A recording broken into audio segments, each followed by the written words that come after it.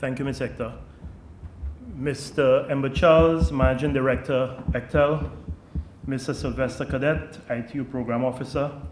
Ms. Esperanza Magpante, ITU Senior Statistician.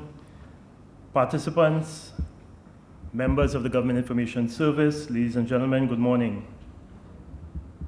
Good morning. Good morning. Thank you.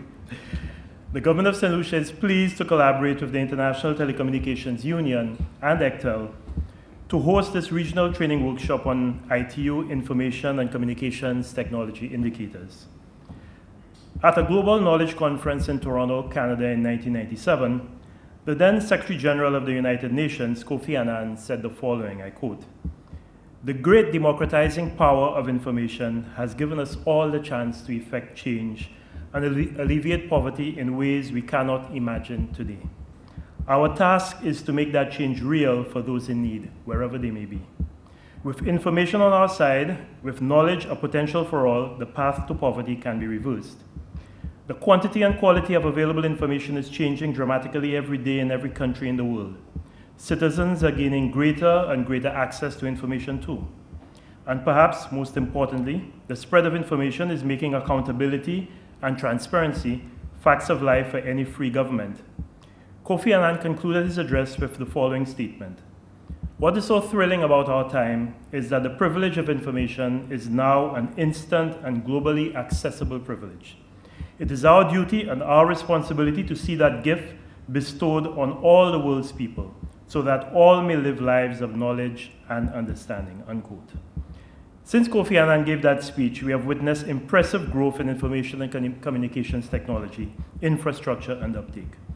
As we meet here today, we can celebrate the incredible progress in technology access that governments and industry have made over the past decade or so. Less than a decade ago, there were 1.4 billion mobile cellular subscriptions worldwide, and there were 780 million people using the internet. Today, there are now almost as many mobile cellular subscriptions as there are people on our planet, 6.8 billion subscriptions. There are roughly 2.75 billion individuals using the internet. There have also been rapid changes in the ways in which we communicate, and some of these changes have taken your breath away.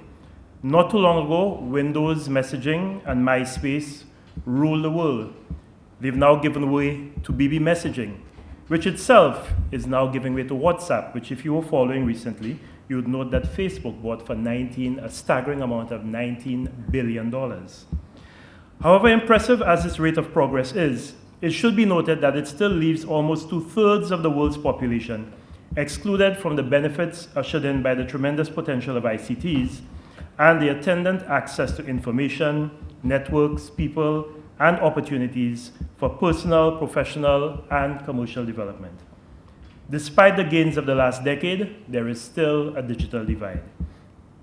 The ITU 2013 edition of Measuring the Information Society report, now in its 5th year, identifies key ICT developments and tracks the cost and affordability of ICT services in accordance with internationally agreed methodologies. Its core feature is the ICT Development Index, which ranks countries' performance with regard to ICT infrastructure and uptake.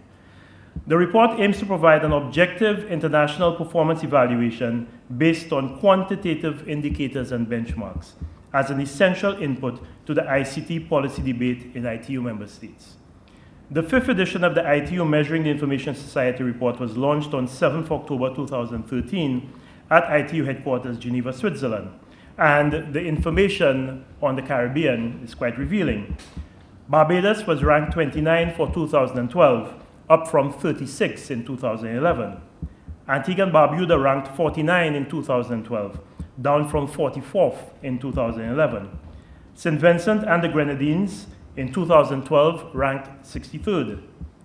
They ranked 59 in 2011. Trinidad and Tobago in 2012 ranked 66, down from 63 in 2011. St. Lucia, a statistic that I'm not too proud of, was ranked at 75 for 2012, down from 72 in 2011. Suriname ranking in 2012 was 87, down from 84 in 2011. Jamaica, the 2012 ranking was 93, which was the same for 2011. and Guyana was ranked at 105, down from 106 in 2011.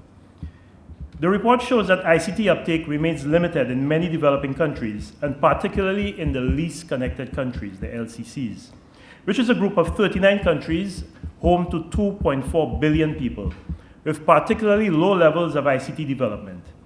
In this group of countries, ICTs can become key enablers for achieving international and national development goals and have the greatest development impact. Therefore, more policy attention certainly needs to be directed towards them. As more and more people join the global information society and high-speed communication networks become an indispensable infrastructure, the tracking and measurement of developments in information and communications technologies become even more important. While the ubiquitous availability of mobile telephone services is undeniable, with close to 100% of the population covered by a mobile signal, not everyone has a mobile phone. And sometimes, and this is one case where statistics can be a little bit deceiving, because for the ECTEL member states, the 5 countries that comprise ECTEL, St. Lucia, St. Vincent and the Grenadines, Dominica, and Grenada, and St. Kitts and Nevis, mobile phone penetration is 129%, which suggests that for every 100 people, there are 129 cell phones, which is correct, but it does not mean that everybody has a cell phone. So again, it's important for us to delve a little deeper into the statistics and see exactly what it means. From a measurement point of view, the ongoing challenge, therefore, remains to identify those who are still left without access to ICTs. ITU and UNESCO set up the Broadband Commission for Digital Development in response to the UN Secretary General Ban Ki-moon's call to step up UN efforts to meet the Millennium Development Goals. The Commission was established in May 2010, 5 years after the World Summit on the Information Society and 10 years after the launch of the MDGs. The Commission aims to boost the importance of broadband on the international policy agenda and believes that expanding broadband access in every country is critical to accelerating progress towards these goals by the target date of 2015, just 1 year from now. It defines practical ways in which countries at all stages of development can achieve this in cooperation with the private sector.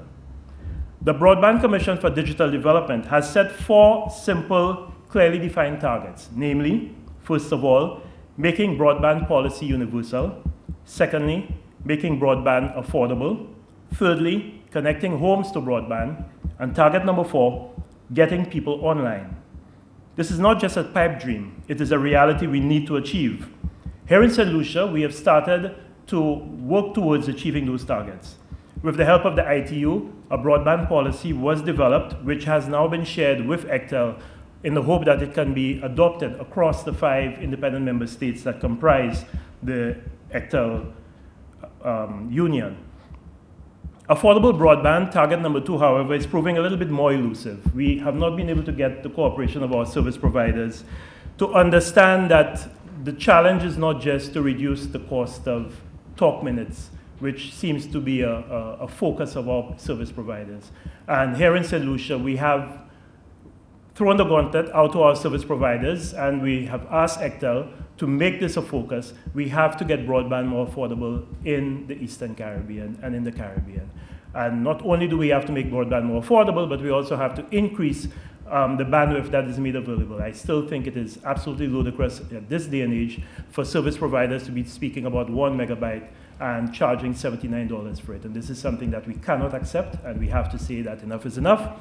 And if we are to join this new information age, our service providers need to do much better where affordability of broadband is concerned.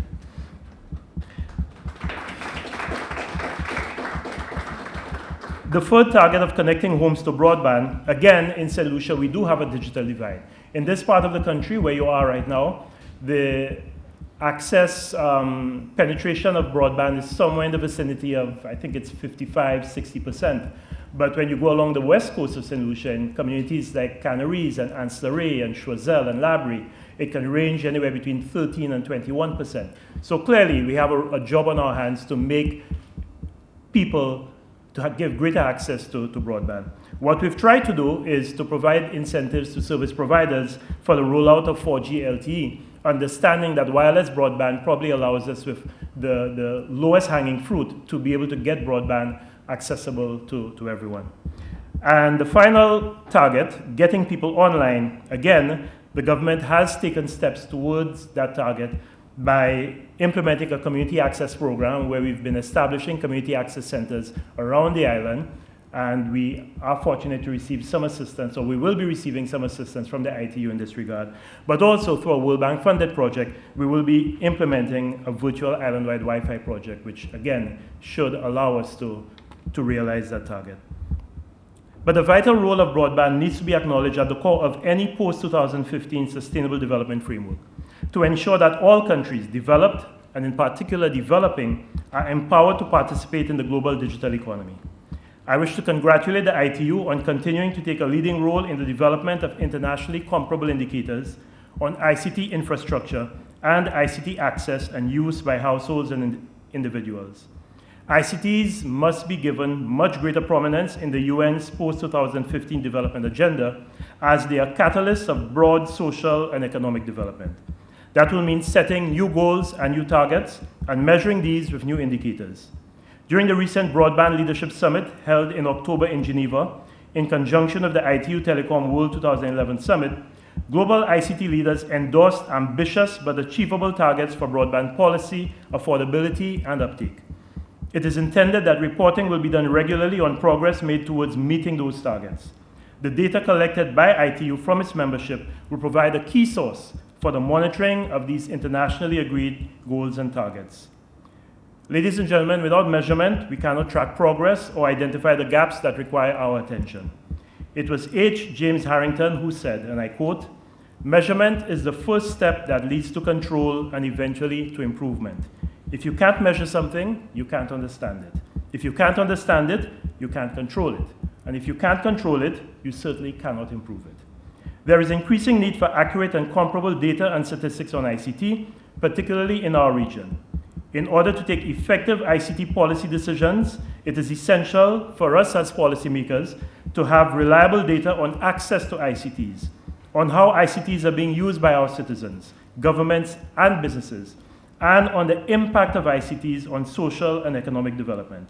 For this reason, this initiative of the ITU in ensuring the availability of reliable and timely indicators is extremely commendable and timely. For all of these reasons, ladies and gentlemen, it gives me great pleasure to wish you a very productive workshop. I thank you.